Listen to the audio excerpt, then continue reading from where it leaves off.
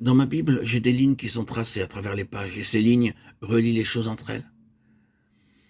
Mon nom sera grand parmi les nations et en tout lieu on brûle de l'encens en l'honneur de mon nom et l'on présente des offrandes pures car mon nom est grand parmi les nations. La ligne dans ma Bible traverse jusqu'à Lévi, d'abord jusqu'à l'alliance établie avec Lévi et ensuite de là jusqu'à la purification des fils de Lévi. Je crois que c'est une manière correcte de relier. Voyez que si son nom doit réellement être grand parmi les nations, il a besoin d'un corps lévitique de cette nature. Il a besoin d'un peuple au sein de son peuple qui peut devoir être ce qui initialement n'est pas sa désignation. Il voudrait que tout son peuple soit sur cette base en tant que représentation de l'Église des premiers-nés. Mais nous l'avons si souvent dit, si la totalité ne l'est pas, il recherche à l'intérieur ceux qui le serviront de cette manière. Mais le but est que son nom soit grand parmi les nations. Considérons-le sous l'autre angle. Si les Lévites sont corrompus, souillés et hors de leur position, alors le nom du Seigneur est déshonoré parmi les nations. Si le Seigneur n'a pas ce dont il a besoin, ce ministère, par un tel peuple, les nations souffrent de perte et le nom du Seigneur en souffre également.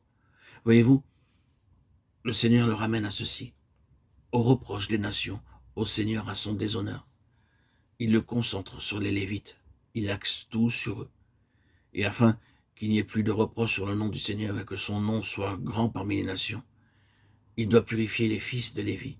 Il doit le faire. À présent, voyez-vous, nous commençons ici, une collaboration avec Dieu. Prenons cela pour nous-mêmes, de manière individuelle. Je ne pense à rien de plus saisissant pour moi que d'avoir une collaboration avec Dieu. Oui, bien sûr, cela dépendrait de la pensée de Dieu que j'ai, n'est-ce pas? Mais si ma conception de Dieu est juste, le genre de Dieu qu'il est, sa sainteté infinie, une coopération avec lui, qui me permette de m'approcher de lui, d'entrer dans sa présence, d'avoir une proximité avec lui, est une chose considérable, immense. Nous devons penser que s'il nous était permis d'avoir une association avec certaines personnes dans ce monde, ce serait une chose élevée, un honneur considérable, et les concernant une responsabilité pour nous faire parvenir à une coopération avec eux.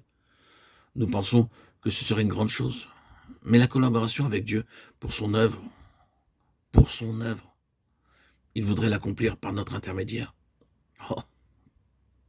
Nous avons besoin d'un côté que Dieu permette que ce soit un des fruits, un des résultats de cette époque, de ce temps même, d'une nouvelle conception de la sainteté et de la grandeur de Dieu. Devrions-nous dire l'aspect effroyable de Dieu, et de l'autre de l'infini miséricorde et grâce de Dieu, qui nous appelle à une collaboration avec lui-même.